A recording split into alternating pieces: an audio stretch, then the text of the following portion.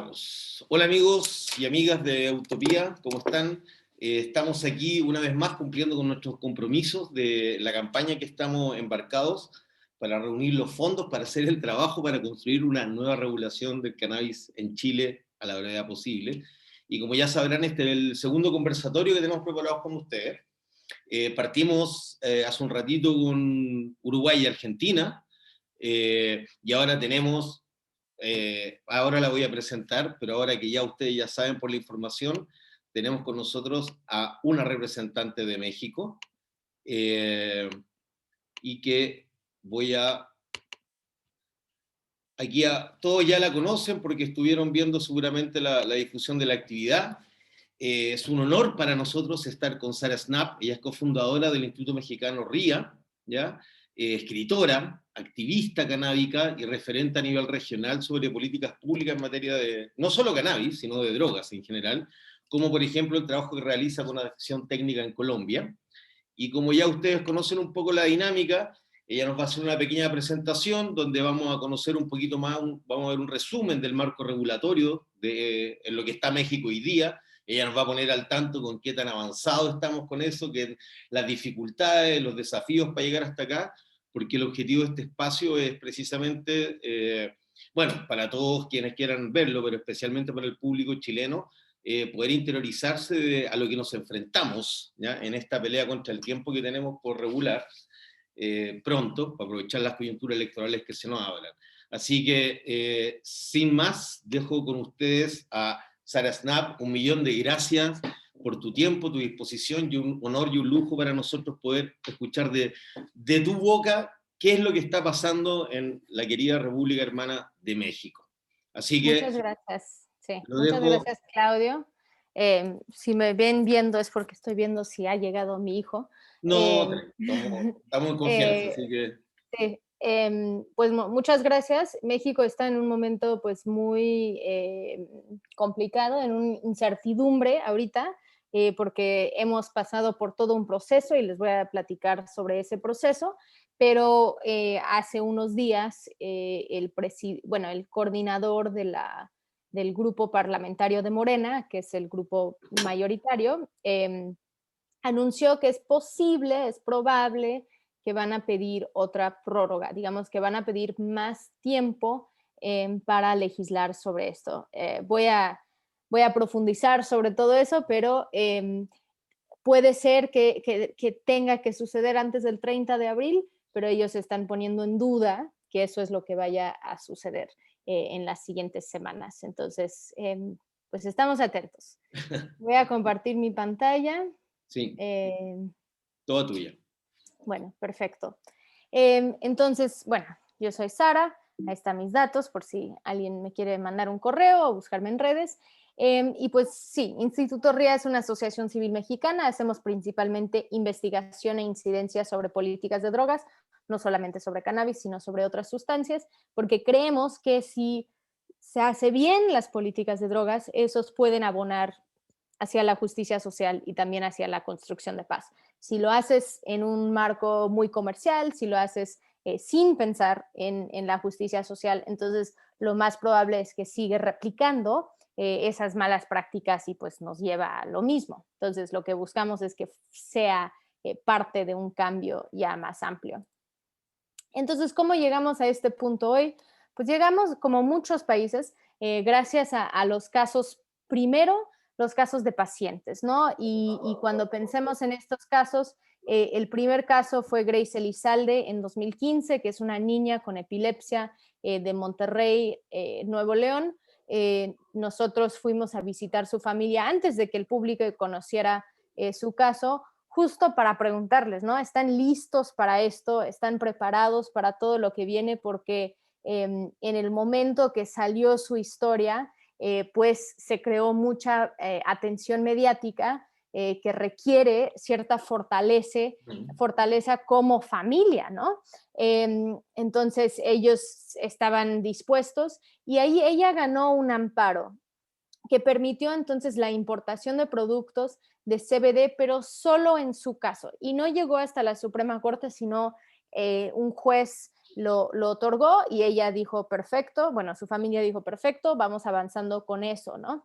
Em, pero alrededor de ahí, pues se creó mucha presión, tanto política como presión mediática, de la necesidad de legislar sobre el tema de cannabis medicinal. Entonces, y detonaron, de ahí también se detonó pues unos diálogos, unos debates nacionales. El presidente en ese momento es Enrique Peña Nieto. Se aprueba entonces una ley de cannabis medicinal, donde en realidad lo único que se permite es importar productos de cannabis con 1% o menos de THC. Esto fue unos meses antes de que Argentina lo hiciera y vimos muchas similitudes entre estas dos legislaciones aprobadas. Después, nunca publican el reglamento, digamos que nunca publican la regulación secundaria que era necesaria para poder implementar la ley.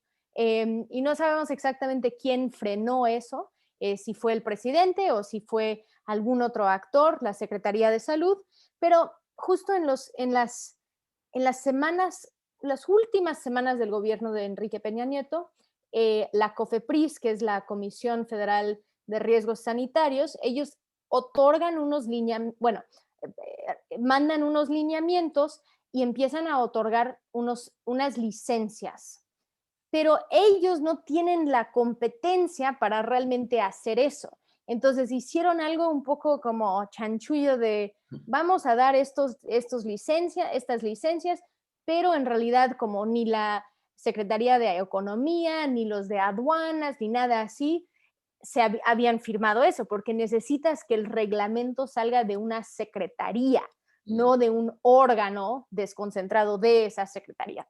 Entonces, ellos empiezan a hacer eso y entonces hay muchas empresas en México que dicen, nosotros tenemos una de esas licencias. Uno nunca sabe, pero en 2019, cuando entra el nuevo gobierno, ellos revocan esos lineamientos, pero no pueden revocar esas licencias. Entonces, hay empresas que se han amparado en esas licencias. Han dicho, pues ustedes nos dieron unas licencias, nosotros tenemos el derecho a comercializar y por eso estamos en un momento muy ambiguo legalmente de cuáles son los productos, quiénes los están regulando, etc. Y pues entonces nunca se publica el reglamento hasta que una madre que se llama Margarita Garfias tiene un hijo, Carlos, que también tiene epilepsia, ella lleve un caso hasta la Suprema Corte, alegando una omisión por parte del Estado en no emitir, en no publicar el reglamento de cannabis medicinal. Digamos que van a notar que cada paso que ha tenido que tomar el Estado, no importa cuál es el gobierno o cuál es, ¿no?, el partido en el poder, cada paso ha sido impulsado por la sociedad civil. Entonces, Margarita Garfias logra este caso en la Suprema Corte, y perdón porque se me fue poner la fecha correcta, y de ahí, el 12 de enero de este año, el 12 de enero de 2021, publican un reglamento para cannabis medicinal. Entonces, esto es el primer, como la apertura real a que puede existir una industria de cannabis medicinal. Va a ser una industria farmacéutica, es una industria donde tú vas a cultivar dentro de un sitio confinado permitido. Entonces, no es de que están pensando en las comunidades cultivadoras y cómo las vamos a integrar, es una visión farmacéutica. Y porque así estaba escrita en la ley. No existe el autocultivo para uso medicinal, no existe el autocultivo ni en la ley ni en el reglamento. Entonces, esos pasos han sido por el tema de cannabis para uso adulto, que pasamos a eso ahora. Entonces, logramos la jurisprudencia alrededor del uso adulto de cannabis en México, empezando con casos en 2015. Y en realidad el abogado que lo había pensado y que estaba de ahí consiguiendo pues apoyo y gente que querían sumarse al esfuerzo, él se llama Andrés Aguinaco, él lo empezó a pensar en 2012, pero pues tomó 3 años para ir por todos los diferentes niveles de cortes para llegar a la Suprema Corte. En 2015 se gana el primer caso, el caso es conocido como SMART, con consejeros de una organización mexicana que se llama México Unido contra la Delincuencia, y ahí ellos determinan que la prohibición absoluta del cultivo personal de cannabis es inconstitucional porque viola el derecho al libre desarrollo de la personalidad. Entonces se autoriza el cultivo, siembra, cosecha, preparación, posesión y transporte para uso personal sin fines de comercializar. Entonces, esto significaba que 4 personas tenían ese derecho, no más, solo 4. Aunque en medios salió, bueno, ya se legalizó la marihuana en México desde 2015, ¿no?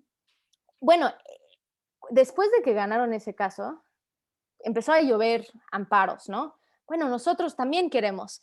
Y cómo lo haces es, pues vas y emites un formulario frente a Cofepris y dices, yo quiero permiso para cultivar. Ellos te niegan eso, esa solicitud, y de ahí tú te amparas en contra del Estado. Entonces, unos 3 años después, en abril 2018, un abogado, Ulrich Richter, gana el siguiente caso. Andrés Aguinaco no era su abogado, pero sí mandó una amicus curiae para poder fortalecer el caso. Ellos otra vez determinan la inconstitucionalidad de 5 artículos en la Ley General de Salud. 2 meses después, Armando Ríos Peter, que es un ex político, ex senador, él gana un caso donde habla también de la adquisición de las semillas. Y un mes después yo gano un caso en la segunda sala que tiene que ver con cómo voy a importar las semillas a México para el cultivo personal. Y Andrés Aguinaco llevó mi caso, y yo y Aram Barra éramos los primeros en decir a estos niveles, ¿no?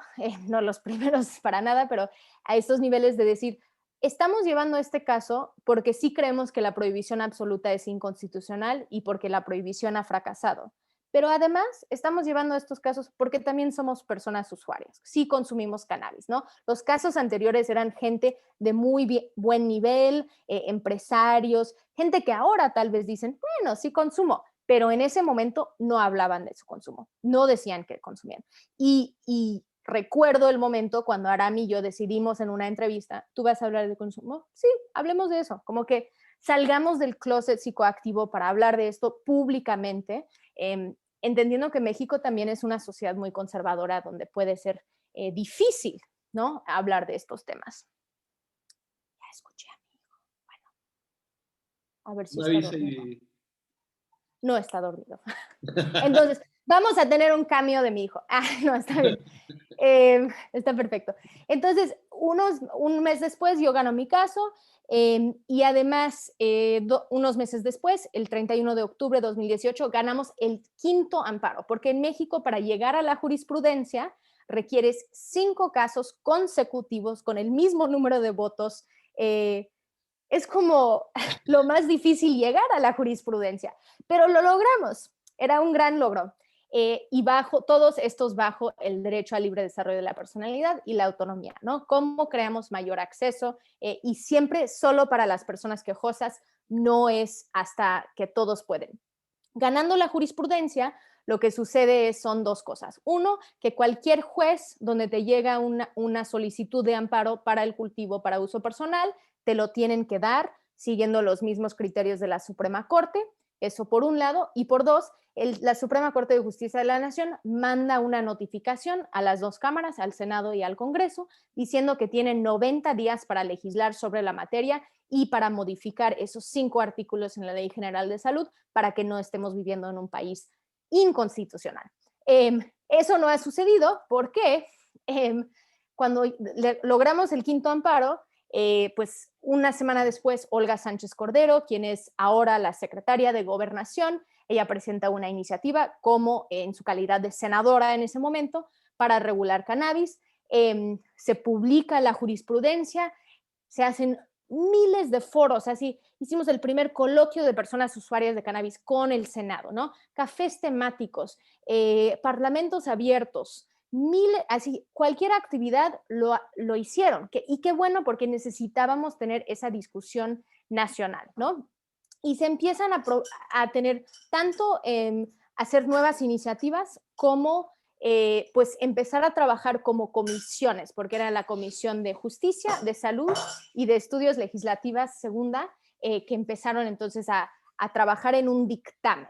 Pero ellos piden una prórroga el 31 de octubre de 2010, bueno, no, piden una prórroga en octubre de 2019, porque eso era cuando era la primera fecha límite.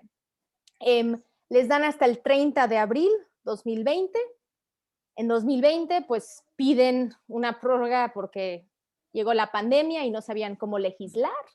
Y de ahí seguimos. Entonces, ahorita voy al siguiente momento.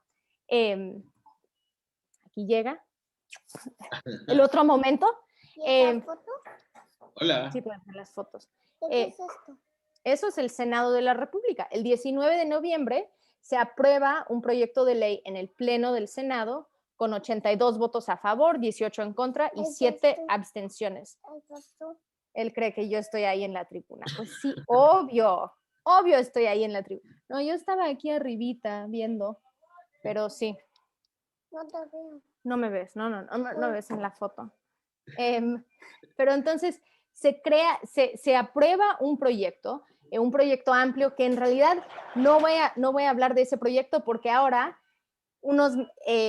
se aprueba el 19 de noviembre, se va a la Cámara de Diputados donde tenían una nueva fecha límite del 15 de diciembre de 2020 y la Cámara de Diputados pide más tiempo porque dicen necesitamos más tiempo para platicar esto, discutirlo, nos dieron una semana, no es suficiente. También por temas de protagonismo, obviamente. Entonces, ellos piden más tiempo y les dan hasta el 30 de abril 2021. Imagínense, la primera fecha límite era el 2019. Entonces, llegamos, ellos aprueban otro proyecto, en realidad. Sí hicieron muchas modificaciones entre el proyecto del Senado y el proyecto de la Cámara de Diputados. Y eso ahora es lo que está creando conflicto, porque el Senado es la Cámara de origen. Ellos deben, y el Congreso de revisión. Entonces ellos están como, pero ¿por qué cambiaron tanto nuestro proyecto? ¿No? Aunque tal vez hay algunas cosas mejores, sin embargo, nosotros desde la sociedad civil creemos que cada vez que tocan el proyecto se va empeorando y en realidad no mejora.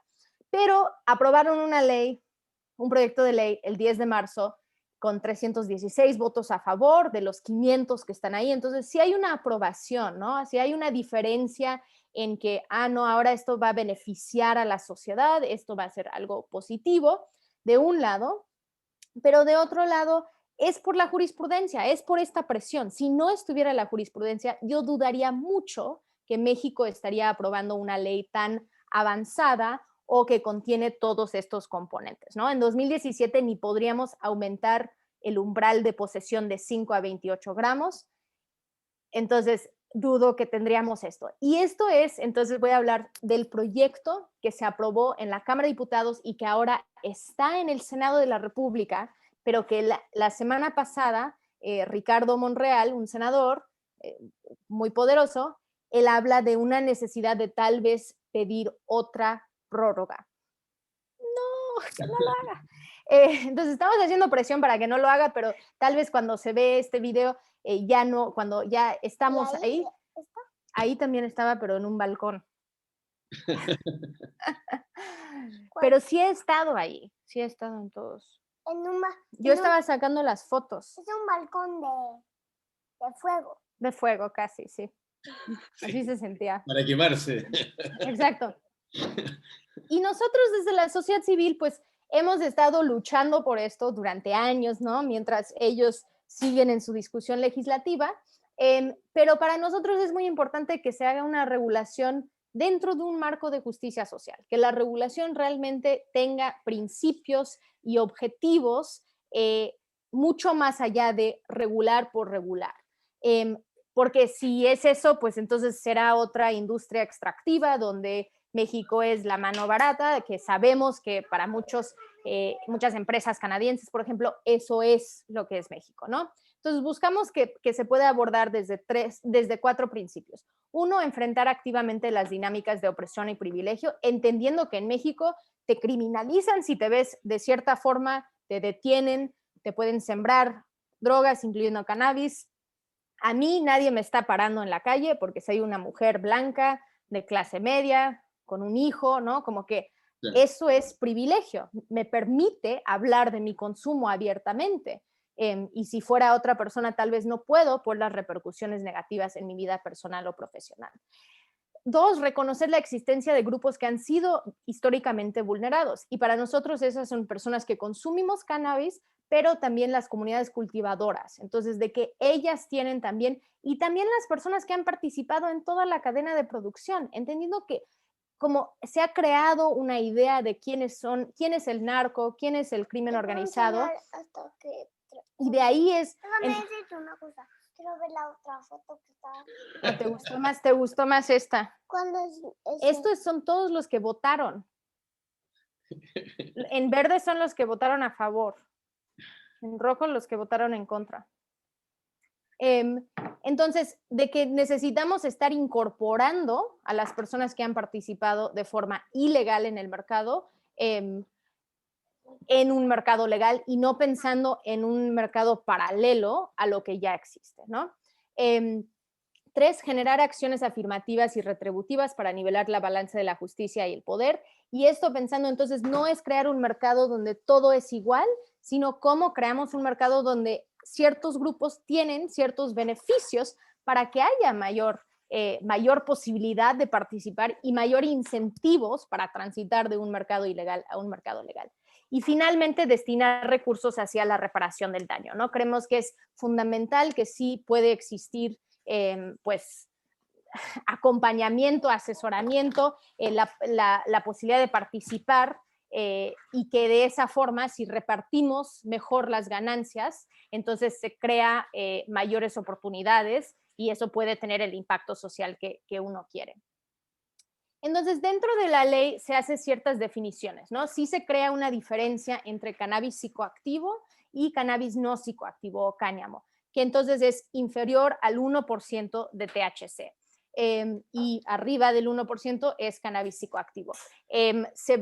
También para nosotros el tema de trazabilidad es un tema muy controversial. Nosotros preferiríamos que no hubiera exigencias o requerimientos de trazabilidad, porque para muchas industrias de agricultura, entonces es el producto final que tendrías que analizar y saber qué contiene, pero no imponer los mismos mecanismos de trazabilidad que pusieron en Estados Unidos, por ejemplo, cuando no era legal, porque no es legal en todos los estados, sino que tienen que saber exactamente desde la semilla hasta la venta. Para nosotros no queremos que hay requisitos que no permiten que comunidades pueden participar, pero si yo soy una empresa que va a vender mi producto en una tienda, entonces sería mi responsabilidad comprar mi producto, analizarlo y de ahí poner ese análisis al conocimiento del consumidor, ¿no? Pero es algo que se ha ido ir y venir y cómo se va a definir, y pues queda un poco ahorita el tema de la trazabilidad en manos de los que van a regular y ellos van a determinar cuáles son los sistemas. Y porque en realidad en muchos de estas industrias, bueno, en industrias en general, es el sector privado que determina su trazabilidad, no es el Estado que determina eso, sino que la industria se crea esa necesidad. Entonces, las vías de acceso que contempla la ley es de que ahora vas a poder tener hasta 6 plantas en tu casa, o 8 si hay 2 adultos, pero vas a tener que pedir un permiso de la Comisión Nacional contra las Adicciones. Esto es uno de los cambios del Senado a la Cámara de Diputados. En el Senado no había la necesidad de un permiso. Entonces, eso hubiera sido automático, ¿no? El día después de la publicación de la ley puedes tener tus plantas. También solo como desviación de la conversación, los que tenemos amparos, que ahora ya son cientos de personas, esto no nos va a restringir porque nuestro amparo no es retroactiva a la ley. No te pueden quitar el derecho y ahorita, por ejemplo, mi amparo no tiene un límite de plantas. Son las plantas que yo quiero para mi consumo personal. Entonces, digamos que sí va a haber una diferenciación entre personas que tienen un amparo o no. Si piden otra prórroga, sería bueno que la gente sigan exigiendo sus amparos. También se contempla, la ley contempla las asociaciones o clubes canábicos, entre 2 a 20 miembros. Muy pocos. Y el número de plantas está limitado a 4 plantas por persona o un máximo de 50 plantas por asociación. La iniciativa de Olga Sánchez Cordero, que ayudamos a redactar, tenía 20 plantas por persona y en las asociaciones 150 miembros, porque hablamos con los compañeros de Uruguay y nos dijeron, mira, para que sea sostenible necesitas cierto número de socios, bla, bla, bla, ¿no? Es como que nosotros sí basamos nuestras recomendaciones en evidencia, ellos lo basan en miedo, estigma y lo que les dé la gana. Pero por lo menos existen las asociaciones. Después nosotros vamos a regresar a decir, oye, es que tú no puedes limitar el derecho a la asociación, ¿no? Y entonces les va a llegar casos de ese tipo. Y la tercera vía de acceso, pues, es el mercado regulado, ¿no? Donde está antes se iba a crear un instituto de regulación y control de cannabis, como en Uruguay.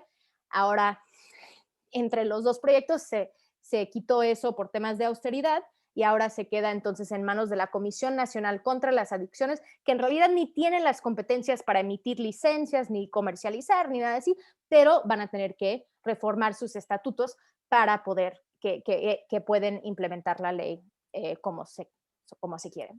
El tema de cáñamo o cannabis con menos de 1% de THC, esas licencias irían con la Secretaría de Agricultura y Desarrollo Rural. Entonces, hablando un poco de los derechos de las personas, que creo que es algo que es importante, algo que habíamos peleado y que sí se cambió en el proyecto de la Cámara de Diputados es de que es derecho de las personas mayores de 18 años consumir cannabis psicoactivo, ¿no? No es de que significa que nuestros cerebros han dejado de desarrollarse a esa edad, pero es la edad que hemos decidido como sociedad que podemos tomar decisiones informadas, tanto del alcohol, del tabaco, de ir al ejército, de manejar un coche, lo que sea, ¿no? De casarte. Entonces, esto era algo de que queda plasmada en la ley ese derecho, ¿no? También que el consumo debería ser igual al consumo de tabaco, en el sentido de cualquier lugar que es libre, 100% libre de humo de tabaco, debería también ser 100% libre de humo de cannabis. Y así quedó, porque en el proyecto anterior había multas muy altas de consumos en espacios públicos que todavía nos preocupaba mucho porque pues, es una forma de extorsionar a la gente. ¿Y quiénes son los que consumen en la vía pública? Pues las que no se sienten cómodas consumiendo en su casa o que vienen de la universidad a ir a su trabajo o lo que sea. También queda ahí de que es un tema de orden público. Entonces sí va a haber la posibilidad de que municipios o a nivel local toman ciertas decisiones de no puedes consumir en un parque porque hay niños, no puedes consumir en... Entonces se va a ir viendo cómo se implementa esa parte. Consumir es como cuando tú consumes una paleta, lo comes, ¿verdad? ¿Con vacas no se puede? ¿Las vacas? No, consumir. En parques sí puedes consumir una paleta, no te preocupes. ¿Y por qué es de consumir? Pues es una palabra que uso mucho, ¿verdad? No se puede consumir en parques. Pero tú vas a poder consumir tu paleta en el parque. Claro que no. Entonces también se queda prohibido así. Tiene claro sus derechos. No, es que, y él creció escuchando todo esto, él va a llegar así a su edad, no sé, a los 5 años, tiene 3, a 5 años y va a decir, mamá, ¿por qué no todavía? Como ya, deja de hablar de esto. Bueno, también queda prohibido realizar cualquier tipo de trabajo o actividad laboral estando bajo los influjos de cannabis psicoactivo. Claramente esto va a ser muy difícil de que va a depender de cada empresa cómo implementan algo así, porque también hay gente pues que tienen epilepsia o que tienen algún padecimiento o que tienen cannabis psicoactivo en tu sangre, que no van a poder determinar eso, ¿no? Pero son estas cosas que también se impone por el miedo, porque no conocen, porque no saben cómo funcionaría. Entonces, el modelo regulatorio contempla 6 diferentes tipos de licencias. Las licencias integrales, que entonces componen de toda la cadena de producción, desde el cultivo hasta la comercialización y venta al usuario final. Para nosotros hubiera sido pues lo mejor que estas licencias integrales solo fueran para comunidades afectadas por la prohibición, como que eso era lo que nosotros queríamos con estas, porque nos preocupa mucho la integración vertical y que una empresa o empresas grandes pueden capturar el mercado a través de la integración vertical, ¿no? Porque requiere una inversión mucho más grande poder englobar toda la cadena de producción, pero si lo hubiéramos hecho nada más con comunidades, entonces tendríamos que invertir en su capacidad de hacerlo.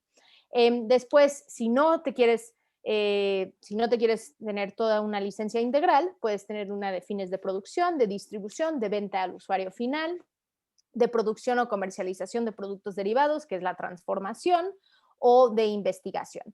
Y sí puedes tener más de un tipo de licencia, ¿no? Puedes tener, voy a cultivar y también voy a vender al usuario final porque voy a poner un punto de venta.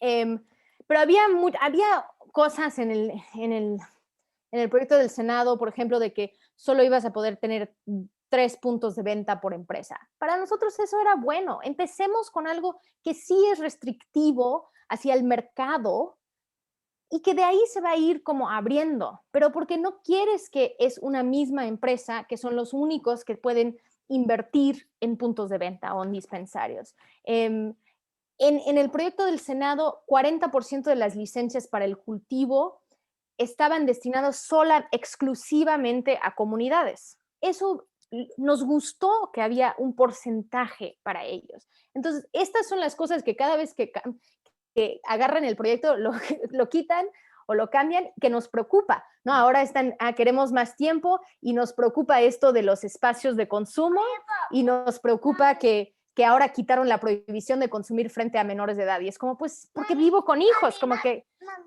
uno, ¿qué puede hacer? ¿Qué es esto? Parece pues parece una tusa o algo así. Bueno, esto. No sé, tú tienes que ver. Mira, ¿qué dijo cuando se me... Le dolió mucho. ¡Au, au, au! ¿Qué dijo También existen ¿Qué dijo altas ¿Qué dijo el sanciones. pájaro? Cuando se metió, ¿qué dijo el pájaro? Cuidado, ¿dónde estás? ¿Dónde estás, Milú? También sigue habiendo muchas sanciones, ¿no?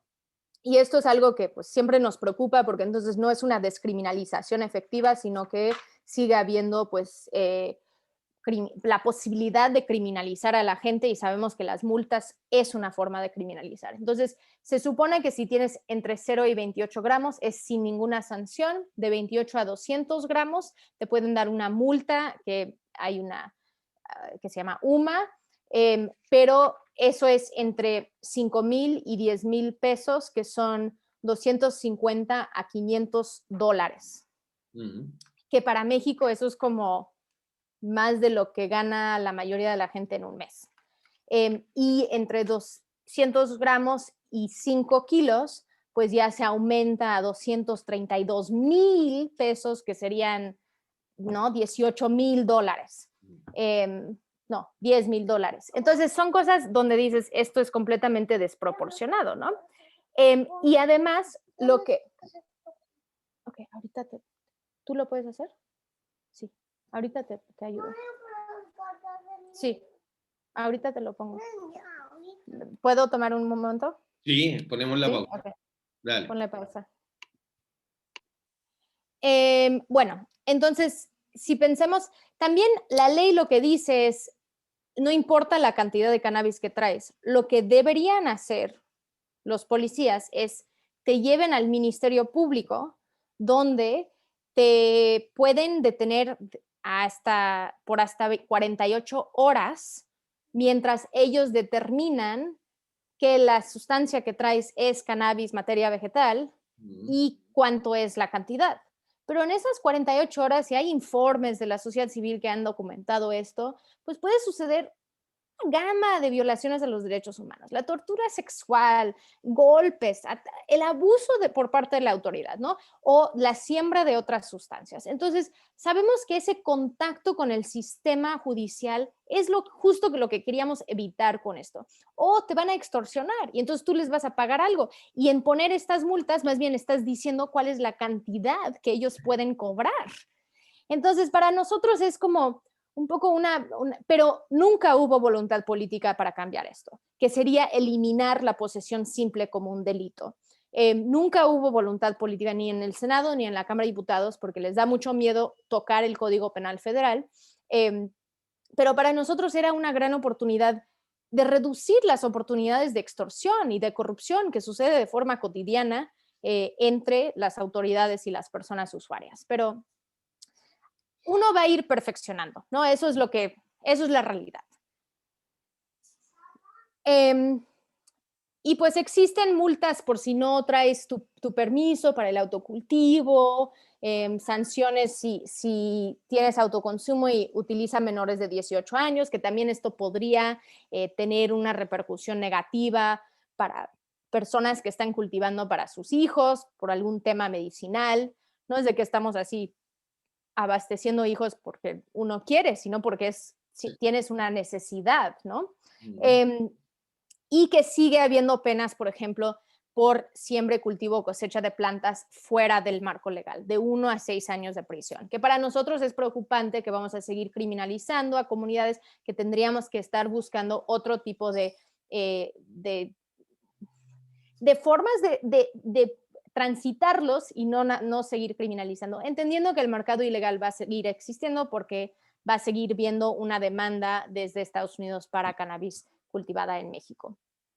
Entonces, ¿qué falta? Pues ya hablé de quitar el delito de posesión simple y que no hay delitos relacionados con cannabis, como fuera así con alcohol. Yo puedo llenar mi coche de alcohol, así, de arriba para abajo, lleno de alcohol y nadie me dice nada. La posesión no es un delito, ¿no?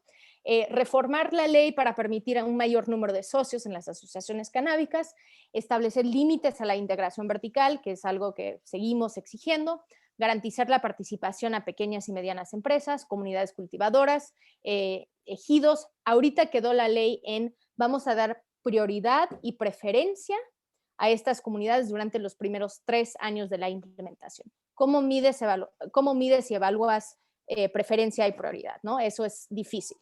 Y desarrollar programas gubernamentales de apoyo a pequeños productores, y sí nos gustaría ver un porcentaje de licencias para las comunidades, porque es algo que se requiere. Y lo que sigue, pues estamos a la espera para ver si solicitan y otorgan una nueva prórroga. Se han amenazado con hacerlo, pero quién sabe. Si ellos solicitan más tiempo, también el procedimiento legislativo es muy complicado. Si ellos quieren hacer un nuevo proyecto, si el Senado quiere hacer cambios mayores, tendrían que empezar de cero. No pueden hacer cambios de nuevo sobre este documento, solo pueden aceptar o rechazar lo que ya hizo la Cámara. Y requiere mayor coordinación, y además con el Ejecutivo, ellos tienen mayoría en las 2 cámaras y es el presidente. Es como, tienes que organizarte mejor. La redacción del reglamento, que va a ser la regulación secundaria, y los protocolos de actuación de la Comisión Nacional contra las Adicciones, también cómo proponer una ruta para la emisión de los permisos para el autocultivo. Para nosotros debería ser algo súper sencillo de subes tu credencial de lector a una página y pides permiso y ya, ¿no? Que no sea algo muy oneroso. Y cómo buscamos, pues, aminorar las posibilidades de extorsión por parte de gobiernos estatales, que podría ser entonces que a nivel estatal deciden que no van a, que los delitos de cannabis pueden ser 0 prioridad, y de esa forma entonces no puedes perseguir delitos que tienen, porque ellos tienen cierta competencia hasta los 5.6 kilos. Y también facilitar el beneficio de la excarcelación para personas privadas de la libertad actualmente por cannabis, que según números, y en realidad no tenemos buenos números porque muchos de ellos es a nivel estatal y es muy complicado conseguir esos datos, pero puede ser entre 8 a 14,000 personas que están encarceladas por delitos de portar pequeñas cantidades de cannabis. Y con eso termino. Wow. Muchas gracias. Oye, muchas gracias. Millón de gracias. Oye, mira, tomé nota de muchas cosas, pero no te asustes, no te voy a molestar tanto ahora. Después por interno te voy a preguntar más. Bueno, primero, muchísimas gracias. Me queda la sensación que lo de México está flotando en un equilibrio precario, ¿no es cierto? O sea, que hay muchas cosas que ustedes todavía están peleando incluso a nivel de la propia ley. Ah, sí, bueno, porque todo está a debate, porque el Senado no está contento con lo que sucedió en la Cámara, pero lo que nosotros no queremos es una pelea de egos, porque nos da igual. Así de No, que, y otro tema que está aquí en juego es que tenemos elecciones en junio, entonces hay gente que dicen, bueno, es porque no quieren abordar este tema antes de las elecciones. Entonces sí estamos en un... Sí. mira, aquí tenía dos, tres preguntitas puntuales para no quitarte mucho tiempo. Voy a partir por lo que comentaste recién. Aquí al revés, en Chile nosotros tenemos elecciones presidencial y parlamentarias a finales de año, ¿ya?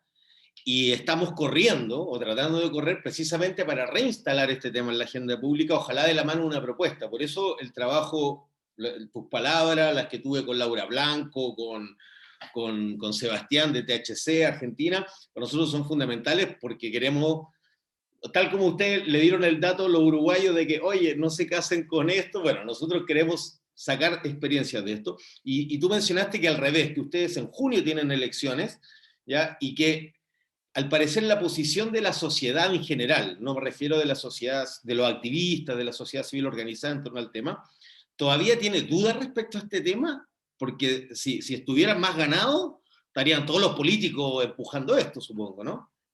Pues sí, pero también ellos tienen su propio miedo. Entonces, ha habido algunas encuestas nuevas que han salido recientemente. Por ejemplo, el día después o 2 días después de la votación en la Cámara de Diputados, hicieron una encuesta, El Financiero, y 52% estaban a favor de una regulación para uso adulto. El uso medicinal está arriba del 85%. Entonces, sí vemos un cambio en la opinión pública y justo la semana pasada cuando el senador Monreal anuncia, pues tal vez vamos a pedir la prórroga, y más bien salió una nota así periodística de que ya lo habían pedido. Él sale después a decir, no, no lo hemos pedido aún, entonces, pero probablemente lo vamos a hacer en estos días. Es difícil saber si es como una jugada política o si es real. Y lo que nosotros hicimos era hacer un llamado en redes a, por favor, háblenle a la oficina de Monreal y dile que no, no más prórrogas y queremos que pasen la ley. Entonces, sí les llovió. Y aquí, bueno, seguro en Chile también, como que si llega 30 llamadas a una oficina es más de lo que les llega normalmente y más sobre un tema tan controversial como esto. Entonces, había muchos influencers en redes así haciendo las llamadas y grabándose para que podrían demostrarlo. Entonces, sí estamos viendo un cambio en la sociedad y la percepción, pero requiere que preguntes de cierta forma la pregunta, ¿no? Que hagas la pregunta de cierta forma y también de que en cuanto tengamos mayor información es cuando ves un cambio en la percepción. Entonces, con mayor educación, mayor aceptación. Ahora, es que esto que dices tú, que lo comparto, y desde acá, desde la distancia, y probablemente desde mucho Netflix, ¿ya? Relacionado a películas, a la situación de México, cuando hasta hace 10 años atrás se estaban declarándole la guerra a los narcos, desatando una locura en México con más de 250.000 muertos de todos lados, digamos, la mayoría civiles, como suele ocurrir en las guerras absurdas. ¿Cómo, cómo, ¿Qué es lo que hace es el clic para que la gente logre un poco entender este nuevo paradigma, ¿ya? De que es mejor regular que irse ahí a la represión, al intento de represión, que al final nunca resulta, en todo caso, ni en México ni en ninguna parte. ¿Cómo es esa tensión que hay en México? Sí, pues llevamos 14 años y no se va resolviendo, no se va resolviendo con lo que tenemos. Eso es lo que le hace sentido a la gente, que al final no pasó nada con la famosa guerra contra el narco, ¿no? No, y en realidad lo que ha hecho es detonar mayor violencia, mayor conflicto, pues mayor violaciones a los derechos humanos por parte del ejército y otros actores estatales. Entonces, cuando nos hacen esta pregunta, normalmente mi respuesta es, en realidad el actor que más buscamos cambiar con la regulación de cannabis es el Estado. Es el Estado como un actor que persigue a personas por pequeñas cantidades de cannabis, que está entonces gastando recursos y si estuviéramos mejor priorizando, entonces esos jueces, fiscales, policías, ministerios públicos estarían investigando, ojalá, esos delitos de alto impacto que tanto nos preocupa a todos. Entonces, es de cómo priorizamos. En el sentido del cultivo, cómo el Estado llega a comunidades cultivadoras para decir, oye, ¿qué necesitas para una licencia? No venimos a erradicar tu cultivo, donde sabemos que entonces tú sacaste un préstamo para comprar las semillas y ahora erradicamos tu cultivo y van a llegar a comprar ese cultivo y tú no lo vas a poder vender. Entonces tú vas a estar más endeudados. Entonces ha sido un tema donde no es la intervención, la varita mágica que va a resolver el problema de México. Eso no. El crimen organizado ya diversificó, ya está en muchas otras actividades, el Estado está muy debilitado, pero es una forma de fortalecer el Estado de Derecho, de priorizar recursos del gobierno, de ojalá sí quitar algo de recursos del crimen organizado, pero también ojalá que muchos de los que han participado en un mercado ilegal deciden transitar a un mercado legal donde tienes que pagar impuestos, donde no puedes cometer otros delitos y donde entonces tú tienes que ser un empresario o empresaria como de cierta forma. Ahora, si tú sigues cometiendo otros delitos, es la obligación del Estado perseguir esos delitos. Pero yo como ciudadana no tengo ninguna influencia sobre actores no estatales, pero sí sobre el Estado, sí sobre cómo gastamos nuestros recursos y mis impuestos. Además de que vamos a poder generar impuestos donde sí eso puede ir a programas sociales. Entonces, creo que lo que ha ayudado es que usamos la evidencia y que hemos tenido mayores como plataformas para poder hablar de esto, aunque todavía es muy complicado. Y si yo no vivo en la Ciudad de México, entonces tú hablas con gente por acá y pues no todos están de acuerdo porque claramente hay mucho prejuicio que sigue alrededor del tema. ¿Y qué rol ves tú a la sociedad civil en este proceso mexicano y al trabajo político que se ha hecho desde ahí? Y cuando digo político no me refiero a político partidista, digamos, que muchas veces la sociedad en Latinoamérica, bueno, que en el mundo en general, confunden la política, la necesaria y positiva política con el tema de intereses de partido. ¿Qué rol le ves tú a eso? ¿Por qué es tan relevante la pregunta? Nosotros en Chile, que esto lo venimos diciendo y lo vamos a seguir diciendo como un mantra, somos un poco víctimas de nuestro propio éxito relativo, porque hemos avanzado mucho en normalización respecto al tema del cannabis, a nivel social, cultural, cotidiano, por así decirlo. No por eso dejan de detener a personas, pero no hay una nueva regulación, tal que es la pelea que estamos tratando de decir, diciéndole a la gente, amigos y amigas, con esto no nos basta, porque siguen deteniendo a la gente por las mismas razones que hace 15 años, sigue no habiendo una industria regulada, un mercado regulado, etc. ¿Qué rol le ves tú a lo que ha pasado en México, que me parece notable, dicho sea de paso, a la sociedad civil y a su participación política, a la pelea política propiamente tal? Sí, totalmente. Siento que España está en un lugar parecido en que hay aceptación, pero sin un cambio en la ley hay mucho privilegio, Exacto. ¿no? Pero no hay ese impulso y esa urgencia. Yo diría que el rol de la sociedad civil en México ha sido fundamental.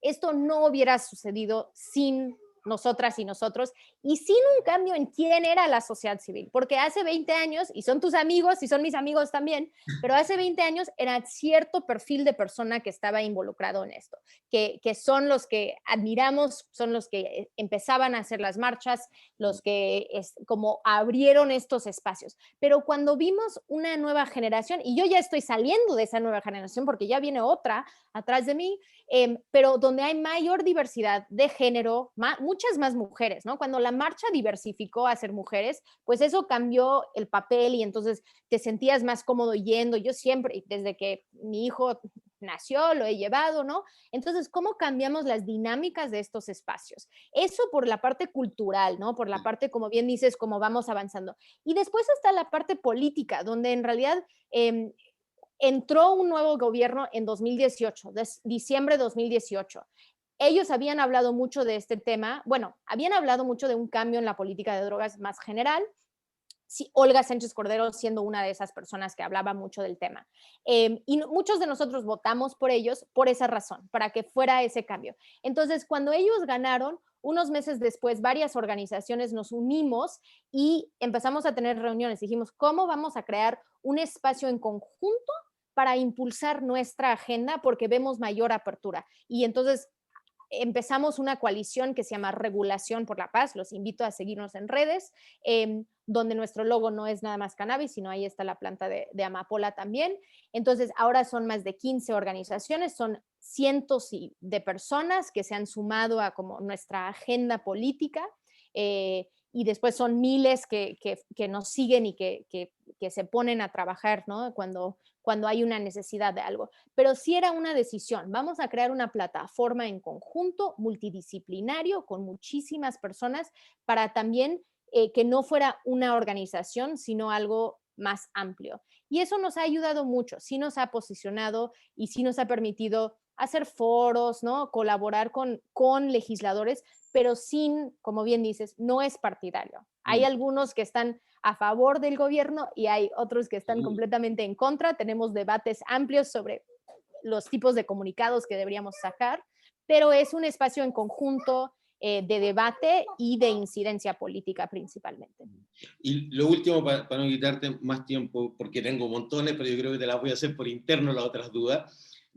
Con respecto al tema de la industria, de esta posibilidad de cultivar a gran escala, etcétera, que comparto plenamente eso que uno aquí, yo he aprendido muchísimo ya en este rato, tomado hartas notas, de evitar y prevenir la integración vertical. Acá nosotros hemos hablado de construir mercados y una industria a escala humana, ¿ya? Desde el punto de vista medioambiental, desde el punto de vista de la justicia social, de que ojalá sea algo que las comunidades locales se vean beneficiadas y que incluso si es necesario que se ponga el límite a la ganancia. Tenemos la fantasía, o yo tengo la fantasía al menos, que podemos incidir en el rayado de cancha de ese mercado precisamente para que no se nos vengan encima los de siempre, y los de siempre que vienen siempre en Latinoamérica hacen lo mismo, se llevan todo barato y nos devuelven todo más caro, envasado y todo eso. Ustedes, una duda, ¿ustedes pueden, México o esta regulación lo contempla, exportar materia prima o materia prima elaborada al exterior? En el caso industrial.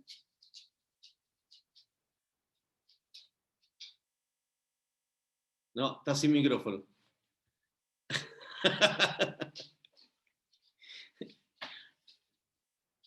¿Aló? ¿Ahí sí?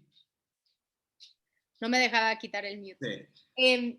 No, digamos que México ya existe como un interés ya súper hambriente, ¿no?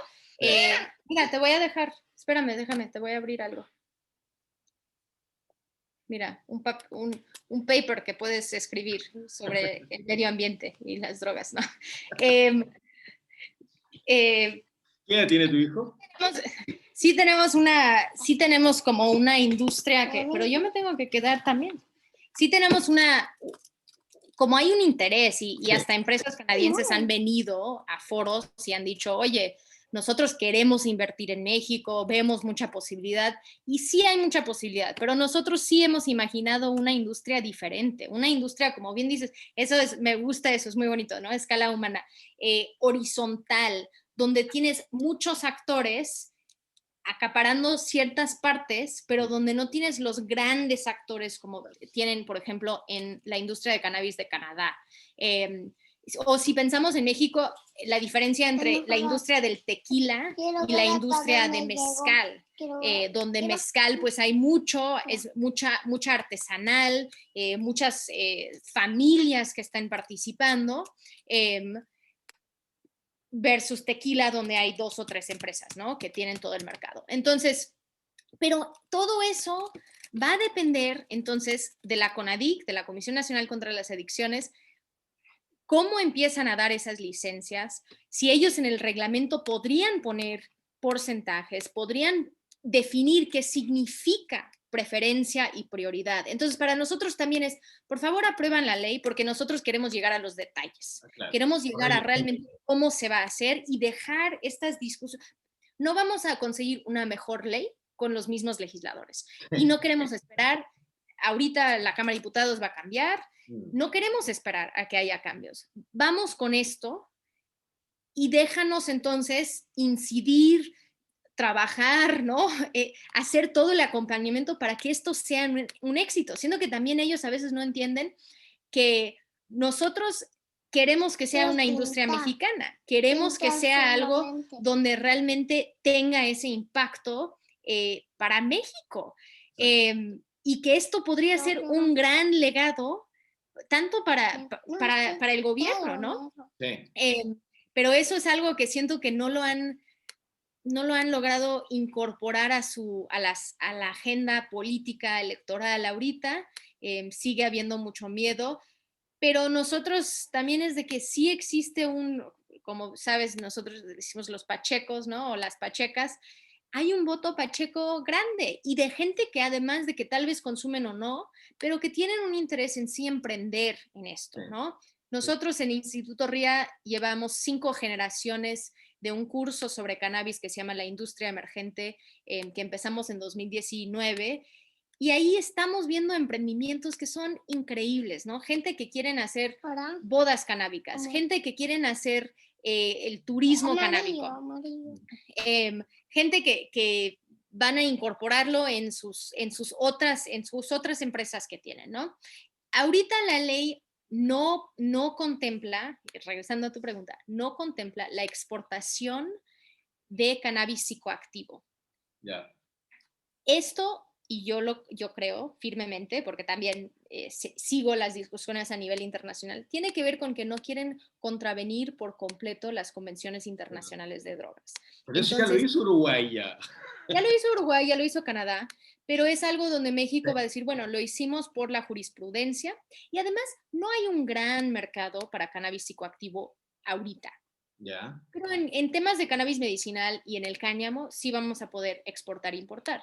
Entonces, en realidad yo creo que esto es algo que va a durar hasta que Estados Unidos regula a nivel federal y entonces en ese momento ya levantamos esa prohibición y ojalá que en ese momento también ya vamos a ver consolidado el mercado mexicano con una industria mexicana de pequeñas y medianas empresas y donde ahí entonces podemos exportar. Un reglamento construido con ustedes. Con un reglamento construido por nosotros. Entonces, sí, digamos que es un poco, sí, es difícil porque estos legisladores así, necesitamos más tiempo para platicarlo y discutirlo. Y estamos como, nosotros llevamos una década, estamos listos, tenemos toda la información, no se preocupen, nosotros nos encargamos. Para ir a la Ciudad de México vas a necesitar mucha gasolina. Vamos a necesitar mucha gasolina, sí. Porque va a tener mucho trabajo. Hoy en la tarde vamos a arrancar. Oye, Sara, ya, no te quiero quitar más tiempo. ¿Cómo se llama tu hijo? Kai, ¿verdad? ¿Cómo estás? Dile hola. Hola. Oye, Sara, un millón de gracias, un montón de aprendizaje. Todas las otras preguntas te voy a empezar a molestar por interno.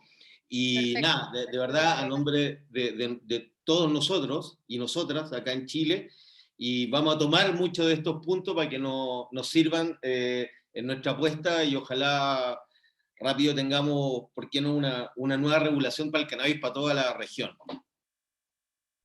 Muchísimas gracias, Claudio, qué gusto, perdón por el caos de la vida, pero así es esto, y así alguien ve, mira, una madre, ¿verdad? Sí, somos gente normal. Adiós, Claudio. Adiós. Muchas gracias. Chao, chao, que estés bien. Igual. Gracias.